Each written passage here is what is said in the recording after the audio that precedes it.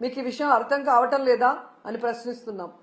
ఎందుకంటే ఈరోజు చంద్రబాబు నాయుడు గారు ముఖ్యమంత్రి అయిన రోజు నుంచి దాదాపుగా 7 నెలలు అవుతుంది. ఈ ఫీజు రియంబర్స్మెంట్ కోసం, వసతి దీవెన, విద్యా దీవెన కోసం ₹1 కూడా చెల్లించకపోవడం సిగ్గుచేటని కూడా ఈ సందర్భంగా తెలియజేసుకుంటున్నాం. ఎందుకంటే ఆనాడు వైఎస్ఆర్ గారు పెద్ద చదువులు ఉన్నవారికే కాదు, అర్హత ఉన్న ప్రతి పేద మధ్యతరగతి విద్యార్థికి అందించాలని గొప్ప మనసుతో ఈ ఫీజు రియంబర్స్మెంట్ తీసుకురావడం జరిగింది. దాన్ని జగన్మోహన్ రెడ్డి గారు తను అధికారంలో ఉన్న 5 సంవత్సరాలు సంపూర్ణంగా అమలు చేయడం మనం గమనించాం. కానీ ఈరోజు ప్రభుత్వం 3,900 కోట్ల ఈ ఫీజులు, స్కాలర్షిప్ల బకాయిల్ని ఆపేయటం ఎంతవరకు సమంజసమని నేను అడుగుతున్నా. ఎందుకంటే ఈరోజు మీరు చూస్తే విద్యా దీవెన కింద 2,800 కోట్లు, అలాగే వసతి దీవెన కింద 1,100 కోట్లు, అంటే దాదాపుగా 3,900 కోట్లని బకాయిలు పెట్టడం వల్ల కొన్ని కాలేజెస్ లో విద్యార్థుల్ని క్లాసులకి రానివ్వట్లేదు. కొన్ని కాలేజెస్ లో విద్యార్థులకి సర్టిఫికెట్లు కూడా ఇవ్వకపోవటం, కొన్ని చోట్ల విద్యార్థులు చదువుకు దూరం అవటం చూస్తుంటే చాలా చాలా బాధేస్తుంది. ఎందుకంటే విద్యతోనే పేదరికం సమూలంగా నిర్మూలించే అవకాశం ఉంది. అందుకే రాజశేఖర రెడ్డి గారు, జగన్మోహన్ రెడ్డి గారు పేద పిల్లలకి చక్కటి చదువును అందించి ఆ కుటుంబాలు ఆర్థికంగా ఎదిగే విధంగా, సమాజంలో గౌరవంగా ఉండే విధంగా అన్ని రకాలుగా ఎలా అండగా నిలబడ్డారో మనం గమనించాం. కానీ చంద్రబాబు నాయుడు గారు డబ్బున్న వాళ్ళు మాత్రమే చదువుకోవాలి, తన పార్టీలో ఉన్న ప్రైవేట్ స్కూళ్లు, కాలేజీలు ఉన్న వాళ్లే ఫీజులు దండుకోవాలి అన్నట్టుగా ఈరోజు పేద విద్యార్థుల్ని చదువుకు దూరం చేసే విధంగా చర్యలు చేపట్టడం, ఇవ్వాల్సిన బకాయిలు ఇవ్వకపోవడం అనేది మనం గమనించాలి. అండ్ ఈరోజు ఫీజు రియంబర్స్మెంట్, అలాగే స్కాలర్షిప్లు బకాయిలు తొందరగా చెల్లించండి అయ్యా అని అడిగితే దానికి కొంతమంది మంత్రులు మీరు బకాయిలు పెట్టలేదా, మీ ప్రభుత్వంలో బకాయిలు లేవా అని విచిత్రంగా మాట్లాడుతున్నారు. ఆ మంత్రులకు గాని, ఆ ఇతండంగా మాట్లాడే వారికి నేను తెలియజేసేది ఒక్కటే, 2019లో చంద్రబాబు నాయుడు గారు దిగిపోయే నాటికి 2,800 కోట్లు బకాయిలు ఉన్నాయి. ఆ రోజు ఆ బకాయిల్ని జగన్మోహన్ రెడ్డి గారి ప్రభుత్వం సంపూర్ణంగా చెల్లించడమే కాకుండా తాను అధికారంలో వచ్చిన తర్వాత ఉన్న వాటిని కూడా ఎలా చెల్లించుకుంటూ వస్తున్నారో మనం చూసాం. సో ఎప్పుడూ కూడా ఒక ప్రభుత్వం మారినప్పుడు గత ప్రభుత్వంలో బకాయిలు ఉంటే వాటిని తీర్చాల్సిన బాధ్యత ఆ అధికారంలోకి వచ్చిన పార్టీకి ఉంటుంది. కానీ అధికారంలోకి వచ్చిన తర్వాత ఈరోజు చేతులు దులుపుకొని పేద విద్యార్థుల చదువుని దూరం చేసి మళ్లీ ఇతండంగా విచిత్రంగా మాట్లాడటం ఎంతవరకు సమంజసమని నేను ప్రశ్నిస్తున్నా. అండ్ ఈరోజు మీరు చూస్తే ఇది చంద్రబాబు నాయుడికి ఇది కొత్త ఏం కాదు, మీరు గతంలో కూడా చూశారు. ఎందుకంటే పేదవాళ్ళంటే చంద్రబాబు నాయుడికి చిరాకు. పేదవాళ్ళు మనుషులు కారనా, వాళ్ళకి చదువు అవసరం లేదనుకుంటారో ఏంటో నాకు తెలియదు. కానీ వైఎస్ఆర్ గారు తీసుకొచ్చిన ఈ ఫీజు రియంబర్స్మెంట్ ని, ఏ విధంగా ఇంజనీరింగ్ స్టూడెంట్స్ ని ఫీజు రియంబర్స్మెంట్ లో 35,000 రూపాయలకే కోత పెట్టి ఎంతమందిని ఇబ్బంది పెట్టారో మనం అందరం కూడా గమనించాం. కానీ జగన్మోహన్ రెడ్డి గారు ఎంత ఖర్చైనా విద్యార్థికి మొత్తం ప్రభుత్వమే చెల్లించే విధంగా ప్రతి పేద మధ్యతరగతి పిల్లవాడికి చక్కటి చదువుని అందించటం ఈరోజు ప్రజలందరూ కూడా గమనించాల్సిన విషయం అని కూడా ఈ సందర్భంగా తెలియజేసుకుంటున్నా. అండ్ ఈరోజు మీరు చూస్తే ఈ చంద్రబాబు నాయుడు గారు 3,900 కోట్ల ఈ స్కాలర్షిప్లు కానీ ఫీజు రియంబర్స్మెంట్ బకాయిలకు మాత్రమే ఆపలేదండి. ఆయన ముఖ్యమంత్రి అయిన ఈ 7 నెలల కాలంలో ఫీజు రియంబర్స్మెంట్ ని ఆపేశాడు, అమ్మఒడిని ఆపేశాడు, చేయూతను ఆపేశాడు, మెడికల్ కాలేజీల్ని కట్టడం ఆపేశాడు, నాడు నేడు స్కూల్స్ రెన్యువేషన్ ఆపేశాడు, అలాగే మీరు చూస్తే 0 వడ్డీ పథకాన్ని ఆపేశాడు, ముఖ్యంగా పేదవాళ్లకి చాలా అవసరమైన ఆరోగ్యశ్రీని ఆపేశాడు. ఇక వాలంటీర్ వ్యవస్థని ఆపేయటం మనం అందరం కూడా చూస్తూనే ఉన్నాం. ప్రభుత్వ ఉద్యోగాలకి ఐఆర్ లేదు, పిఆర్సీ లేదు, కనీసం డిఏ కూడా ఇవ్వకపోవటం ఈ రాష్ట్ర ప్రజలందరూ, మేధావులందరూ కూడా గమనించాలని కూడా కోరుకుంటున్నాను. ఎందుకంటే ఒకవైపు జగన్మోహన్ రెడ్డి గారిని తిట్టడానికే టైంని స్పెండ్ చేస్తున్నారు. కానీ వాళ్ళు ఎన్నికల్లో ఏం ప్రచారం చేశాం, ఏ సంక్షేమాన్ని అందిస్తాం, ఏ అభివృద్ధిని అందిస్తామని చెప్పిన మాటల్ని మరిచిపోవడం ఇక్కడ మనం గమనించాలి. ఎందుకంటే మీరు చూశారు ఏ విధంగా అధికారంలోకి వస్తే మేము సూపర్ 6 అమలు చేస్తామని చెప్పారు. ఈయన లోకేష్ అయితే మేము సూపర్ 6 అమలు చేయకపోతే నా కాలర్ పట్టుకొని అడగండి అన్నారు. ఏ కాలర్ అండి? రైట్ కాలరా, లెఫ్ట్ కాలరా? అంటే కాలర్ పట్టుకొని నిలదీసి అడిగితే తప్ప మీరు సూపర్ 6 అమలు చేయరా? ఈరోజు చూస్తే చంద్రబాబు నాయుడు గారు ఎంత కూల్గా సంపద సృష్టించాక ఆదాయం పెరిగాక అప్పుడు సూపర్ 6 ని అమలు చేస్తామని చావు కబురు చల్లగా చెప్తున్నారు. మరి ఆ రోజు చంద్రబాబు నాయుడు గారు, పవన్ కళ్యాణ్ గారు ఎన్నికల్లో ప్రచారం చేస్తున్నప్పుడు మీకు తెలీదా? ఎందుకు ఆ రోజు ఇదే మాట చెప్పలేదు? మేము వచ్చాక సంపద సృష్టించాక ఆదాయం పెరిగితేనే సూపర్ 6 అమలు చేస్తాం, లేకపోతే చేయలేమని ఆ రోజు ఎందుకు చెప్పలేదని అడుగుతున్నా. ప్రజల్ని మోసం చేయాలన్న ఆలోచనతోనే కదా అబద్ధం చెప్పారు. మళ్ళీ మీరు చూస్తే చాలా ఎటకారంగా చంద్రబాబు నాయుడు గారు, మీరు కూడా వినుంటారు, పెద్ద గొంతేసుకొని చెవులో మైకు పెట్టుకొని తమ్ముళ్ళు బటన్ నొక్కుతాడంట జగన్మోహన్ రెడ్డి. బటన్ నొక్కడం పెద్ద విషయమా? మూలనున్న ముసలమ్మ కూడా బటన్ నొక్కుతుంది అని ఎటకారంగా మాట్లాడాడు. మరి మీకు కూడా 73 ఏళ్లు పూర్తయ్యాయి కదా, మూలనున్న ముసలమ్మ బటన్ నొక్కగా లేంది 73 ఏళ్ల ముసలోడివి మీరెందుకు నొక్కలేకపోతున్నారు ఆ బటన్ అని ముసలోళ్ళందరూ గుసగుసలాడుకుంటున్నారు. మీకు వినిపిస్తుందా?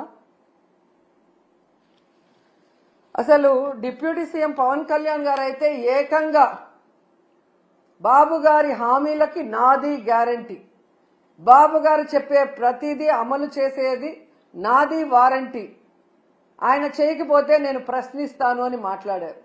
మరి ఈరోజు పవన్ కళ్యాణ్ గారు ఈ సంవత్సరం ఇవ్వాల్సిన తల్లికి వందనం, రైతు భరోసా, నిరుద్యోగ భృతి, ఫ్రీ బస్సు, ఆడబిడ్డ నది ఎవరిస్తారు? మీరిస్తారా? చంద్రబాబు నాయుడుతో ఇప్పిస్తారా? మరి ఇంతవరకు ఇవ్వలేదు కదా. మరి ఎందుకు మీరు ఈ కోట్లాది మంది ప్రజల తరఫున నిలబడి చంద్రబాబు నాయుడిని నిలదీయట్లేదు? ఏం అడ్డం వస్తుంది మీకు అని ప్రశ్నిస్తున్నా. ఈరోజు ఎంత దారుణంగా తయారయ్యారంటే, నేను నా కొడుకు పవన్ కళ్యాణ్ గారు అధికారంలోకి వచ్చేసాం కాబట్టి ఈ రాష్ట్ర ప్రజలు ఏమైపోయినా పర్వాలేదు, వీళ్ళకి మనం చెప్పింది ఏది చేయాల్సిన అవసరం లేదు అని ఎంత కేర్లెస్ గా ఈ ప్రభుత్వంలో ఉన్న పెద్దలు ప్రవర్తిస్తున్నారో మనం అందరం కూడా గమనించాలి. ఎన్నికల ముందుకి ఎన్నికల తర్వాత వాళ్ళ ప్రవర్తన ఎలా ఉంది అంటే, ఎన్నికల ముందేమో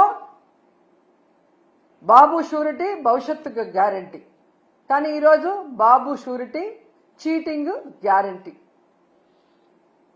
సైకిల్ కోటేస్తే ఫ్రీ బస్ మీ ఇంటి ముందుకే వచ్చేస్తుంది, గ్లాస్ కోటేస్తే ఏ క్లాస్ ఉద్యోగాలు మీకు వస్తాయి, పువ్వు కోటేస్తే పువ్వుల్లో ప్రతి మహిళకి 1500 మీ ఇంటికి వచ్చేస్తుంది, కూటమికి ఓటేస్తే ప్రతి బిడ్డకి స్కూల్కి వెళ్లే వాళ్ళకి 15,000 మీకు వచ్చేస్తాయని చెప్పారు.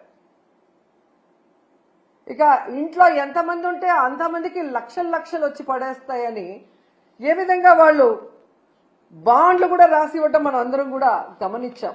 కానీ ఈరోజు ఆ బాండ్లు నాలిక గోక్కోవటానికి కూడా పనిచేయట్లేదు. అసలు వీళ్ళు చేసిన ప్రచారం ఎలా ఉంది అంటే, రామానాయుడు గారు సైకిల్ వేసుకొని ఒక ఇంటికి వస్తారు, ఈ రోజుకి కూడా ఎక్కడ చూసినా అది వాట్సాప్ లో తిరుగుతుంది.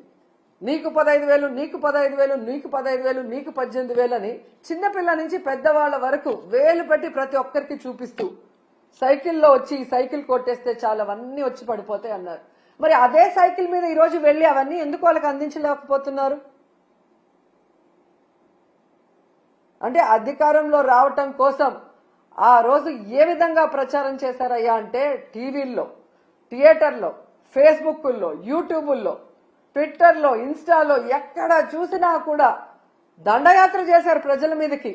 ఒకవేళ తెలుగుదేశానికో కూటమికో ఓటేయకపోతే ప్రతి ఇంట్లో ఉన్న మహిళ లక్షలాది రూపాయలు మిస్ అయిపోతుందేమో అన్నట్టుగా ఊదరగొట్టి, ఈరోజు మీరు చూస్తే సంపద సృష్టించాక ఆదాయం పెరిగాక మేము ఇవన్నీ చేస్తాము అని ఎంత చావు కబురు చల్లగా చెప్తున్నారు. ఇంకా గట్టిగా అడిగితే జగన్మోహన్ రెడ్డి గారి వల్లే ఇవన్నీ ఇవ్వలేకపోతున్నామంటారు. ఎంత సిగ్గుచేటో ఒకసారి ఆలోచించండి. ఈరోజు తెలుగుదేశం పార్టీ జనసేన పార్టీ వాళ్ళ ఇంట్లో ఎవరికైనా జలుబు వచ్చినా వాళ్ళకి తుమ్ములు వచ్చినా అది జగన్మోహన్ రెడ్డి గారి వల్లే అని చెప్పుకునే అంత దిగజారిపోయారనేది ఈ మధ్యకాలంలో టీవీలు చూసిన వాళ్ళందరికీ అర్థమై ఉంటుంది. ఈరోజు నేను ఈ కూటమి ప్రభుత్వంలో ఉన్న నాయకులు అందరికీ కూడా చెప్పేది ఒక్కటే, మీ మేనిఫెస్టో మీ దగ్గర లేకపోతే ఒకసారి ఆ మేనిఫెస్టో తెచ్చుకొని చూడండి, లేకపోతే మేము పంపిస్తాం మేము మేనిఫెస్టో.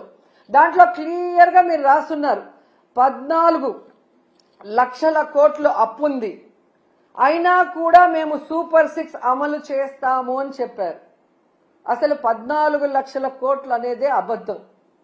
మొన్ననే మీరు అధికారంలోకి వచ్చిన తర్వాత మీ అధికారులు మీరు అంతా కూడా ఎక్సర్సైజ్ చేసి అసెంబ్లీలో ప్రవేశపెట్టారు, కేవలం 6.5 లక్షల కోట్లు మాత్రమే అప్పుంది అని. 14 లక్షల కోట్లుందని అబద్ధం చెప్పిన మేనిఫెస్టోలోనే అన్ని చేస్తామన్నప్పుడు అందులో సగం ఉన్నప్పుడు ఎందుకు చేయలేకపోతున్నారని నేను అడుగుతున్నా. అసలు ఇప్పటికీ రాష్ట్రం విడిపోయాక మొదటిగా ముఖ్యమంత్రి అయింది మీరే. మీరు దిగిపోయేటప్పటికి ఎంత అప్పు ఉంది, మీరెంత అప్పు చేశారు, మీరు ప్రజలకు ఏం సంక్షేమాన్ని ఇచ్చారు, రాష్ట్రానికి ఏం అభివృద్ధి చేశారో ఒక వైట్ పేపర్ రిలీజ్ చేయండి.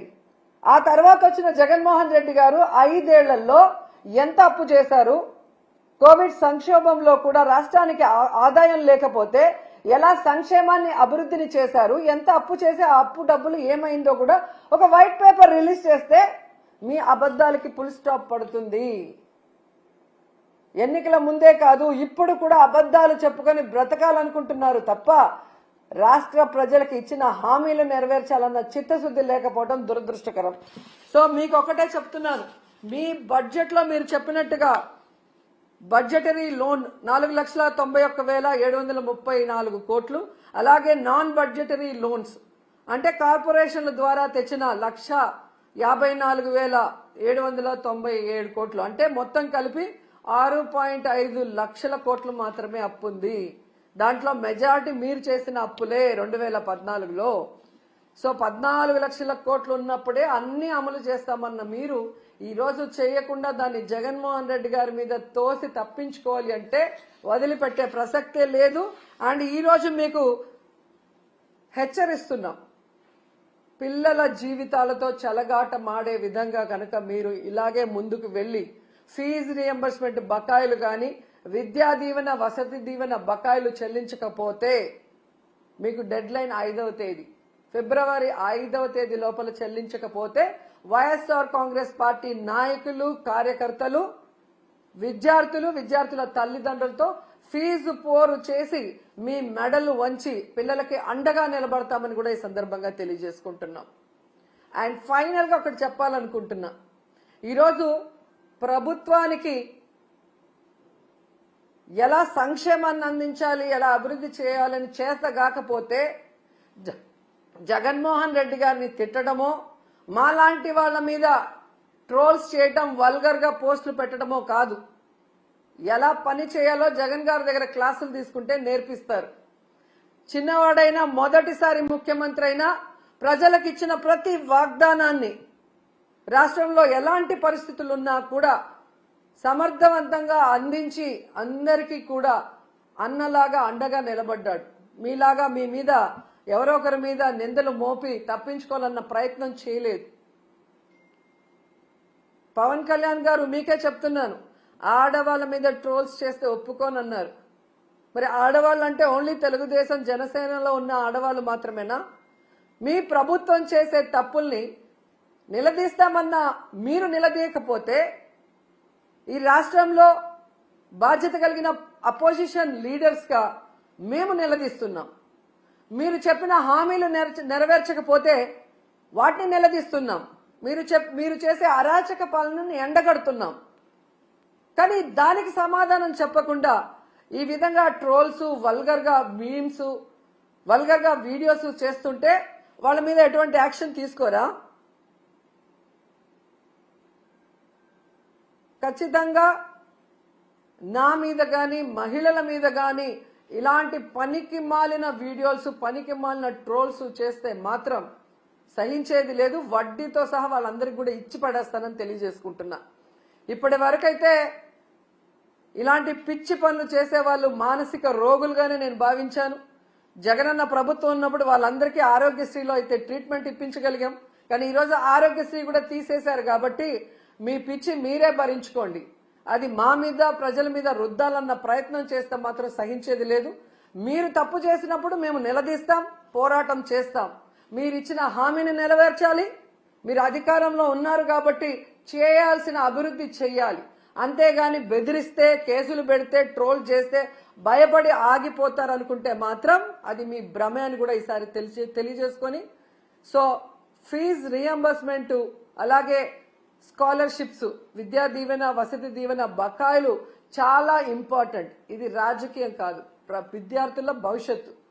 దీని మీద దృష్టి పెట్టి పవన్ కళ్యాణ్ గారు వెంటనే చంద్రబాబు నాయుడు గారితో వీటిని రిలీజ్ చేయించాలని కూడా డిమాండ్ చేస్తున్నాం.